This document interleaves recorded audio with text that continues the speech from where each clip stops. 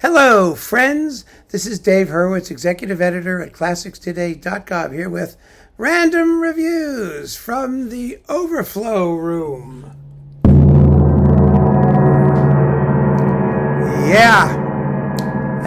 Oh boy, are we overflowing. So we're moving backwards through the letter AH, but we are overflowing in another way that I need to ask you, because this is, with this video, we have just passed 6,000 videos. Since we started, which was, well, where was that? Back in 2020, 2021, right around the time of COVID, right when COVID hit and we all locked down and we were all looking for something to do. So I just wanted to point out that we are now with over 6,000 videos. I hope that's enough to keep you entertained and amused for a little time. When I think back on it, I don't remember having made 6,000 videos. I mean, you can't. It just happens. You know, it just kind of pops out, and there they are. That's a lot of videos. And I really, really want to thank all of you, as I do periodically, for joining me on this journey, for persisting, for refining, for suggesting and shaping the direction that this channel has taken and will continue to take as long as we know, for helping me get through the passing of my partner at ClassicsToday.com, David Vernier, and revitalizing ClassicsToday.com, where I hope you will all go and subscribe. It really has been an incredible thing.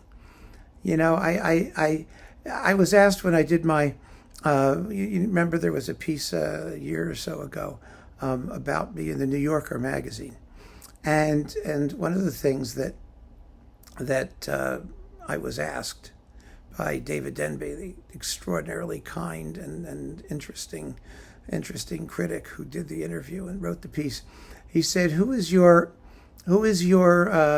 inspiration? And I think I surprised him a little bit, because I said Julia Child. Because Julia Child, you may recall, as the French chef, she turned America on to the glories of French cooking, just as I wish to turn everyone, not just America, onto the glories of classical music. But she didn't really begin her career as a media personality until she was past 50. I was at the end of my 50s when I started this channel. I'd been writing criticism for, 40 years before that, since I was in my early 20s. But she was fascinating, because what I learned from her was, one, to do everything with humor. You got to have a sense of humor. If you don't have a sense of humor, life is not worth living. I mean, it's that simple, number one. Number two, it's okay to make mistakes.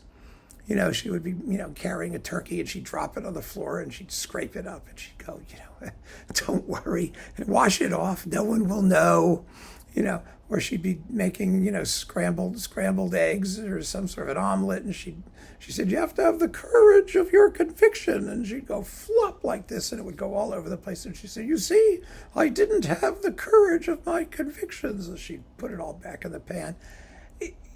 Nobody's perfect. We all make mistakes. We have to laugh at ourselves, laugh at them, and most importantly, to laugh at the music, and laugh at the music in a healthy way. Not to take it so seriously that it becomes something miserable. And that's what Julia Child had, the joy of the food, of cooking. She had boundless respect for the traditions from which she was, in which she was trained, and for the food itself. That she always took seriously. That was meaningful.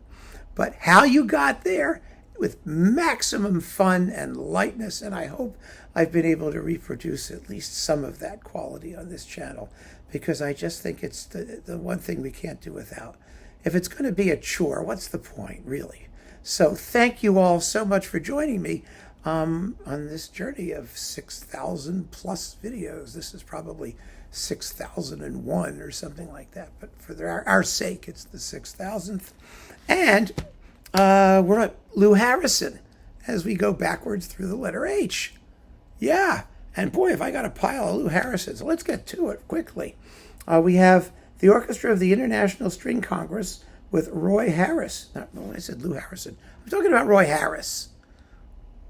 I said Roy Harrison, Lou Harrison. See? Julia Child. I just dropped the turkey on the floor. Roy Harris. Here he is. And members of the U.S. Air Force Academy Band. This is all under Roy Harris with his wife, Joanna Harris, who was a very good pianist. The Concerto for Piano and Strings, which is 20 minutes of really first-class music. Beautiful. Passacaglia, cadenza, and fugue. Then the Concerto for Amplified Piano, Brass, String Basses, and Percussion. The first movement is an homage to Debussy. The Chorale for String Orchestra, and the Prelude and Fugue for String Orchestra. This is on Citadel Records, which featured principally band music and stuff like that. And I don't know if this still is around. Gosh, I hope so. Roy Harris Symphony number 3 and 4 with the Colorado Symphony Chorus, the Colorado Symphony, and Marin Alsop. A beautiful performance of the Third Symphony, his most famous. A great symphony in one movement, inspired as so many pieces were by the Seventh of Sibelius. A glorious one-movement piece. Then the Folk Song Symphony for Orchestra and Chorus of Mixed Voices. And, you know, the songs, well, you'll know a lot of them. Let's put it that way. And this is part of the Naxos cycle of Harris symphonies. Thank goodness that exists. What's this one here? Oh, the Great American Ninth. Yes. Well, you'll notice I don't have a tie on because it isn't that one. But this is Roy Harris, Symphony number 8 and Symphony number 9. And Memories of a Child's Sunday. 3 charming movements with the Albany Symphony under David Allen Miller on Albany Records. These are world premiere recordings. The 8th Symphony is programmatic. The first part, the parts are childhood and youth, renunciation, the building of the chapel, the joy of pantheistic beauty is a gift of God. Okay, whatever you say. And ecstasy after the premonition of death. Well, that sounds like fun. And then the 9th Symphony is based on the Constitution of the U.S. We the people to form a more perfect union and to promote the general welfare. So there you go. Do I like the pieces? Well, I found them rather scattered when I first heard them. I think you can read reviews at classicstoday.com. Harris was a patchy composer. What can I say? They're earnest works. You may like them more than I did. I was sort of, well, you know. The Folk Song Symphony, again, number 4, with, let's see, the American Festival Chorus and Orchestra under Vladimir Golshman on Vanguard, coupled to Paul Creston's Gregorian Chant for String Orchestra with the New York Chamber Orchestra under Arthur Leaf. Well, that's fun and different, isn't it? Definitely worth finding if you can grab it. Symphony number 6 by Harris, the Gettysburg on Albany Records with Pacific Symphony under Keith Clark, also with Aaron Copland's Music for Radio, also known as Saga of the Prairies or Prairie Journal, Barber's Capricorn Concerto, and First Essay for Orchestra. The Gettysburg is Symphony number 6, which is it's a good work. It's a patriotic, sometimes, you know, pompous thing, but it's full of all that sort of organum type, you know, writing that Harris was famous for, and it has some really powerful moments. So there's that one. Then we've got his 3rd Symphony again, and the Copland 3rd with the Detroit Symphony and Nimi Yarvi on Chandos. These recordings of American music that Yarvi did in Detroit were really pretty second-rate. They really were. I mean, they weren't terrible, but they were what's the word? Perfunctory, I think is the word for it. You'd wished that he had had time to really dig into the music and get the orchestra to really whip it up the way Yarvi did when he did all those recordings with the Scottish National Orchestra for Chandos. These simply weren't as good, possibly because by this time there were really, really fine existing recordings that, you know, were competitive and showed how the music really ought to be done, perhaps, maybe. Just saying. So, you know. But he did them, and I keep them. You know, it's nice to have them. Oh, here is a spare copy of the Bernstein-Harris Third, which is absolutely fabulous. He makes a couple little cuts, by the way. There are a couple cuts here. There were a couple optional sniglets that you could slice out in the symphony. But I don't worry about them particularly. With the Randall Thompson Second Symphony and the David Diamond Fourth, one of the great records of American music ever made by anybody for any reason, anywhere, anyhow, any place, just absolutely amazing. So it's Bernstein in New York. Then we've got these two, the Louisville Orchestra under Robert S. Whitney and Lawrence Layton Smith. First, the Violin Concerto with Gregory Fulkerson. It's a very good performance. These were recorded by a smallish, not great orchestra over a wide range of time.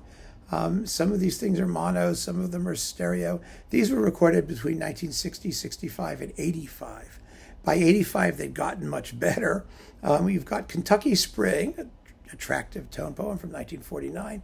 The Fifth Symphony, which is also a good piece. It doesn't have any titles or anything. It's just good abstract music. And the Violin Concerto is a masterpiece. It really should be performed more often. Fortunately, there have been some recent modern recordings. I've talked about them. They've been reviewed on this channel. But Fulkerson is great, in this music, and it's a very fine performance. It's a wonderful, wonderful work. So that's a decent disc to consider. And here we have Symphonies 7 and 9. See, the ninth has gotten more than one recording, which is amazing. We have the Epilogue to Profiles in Courage, JFK, and the Seventh Symphony, which is another one-movement thing, like the third, which is well worth hearing, and very interesting. He wrote 13 symphonies, actually, all told, which is kind of amazing. So there we go. The National Symphony Orchestra of Ukraine under Theodore Kuchar, who cannot put a foot wrong, no matter what he's conducting. So yeah, that's worth hearing, definitely. And that's the Overflow of Roy Harris, who I keep calling Lou Harrison, because he's right next to Lou Harrison in the alphabet. And they don't sound alike, and I don't have them mixed up in my head musically, but the names keep getting jumbled. So sorry, Mr. Harris. Roy Harris, and really a legacy that is still in the process of being sifted and evaluated. And we'll see what shakes out. So keep on listening, friends. Thanks for joining me. Take care.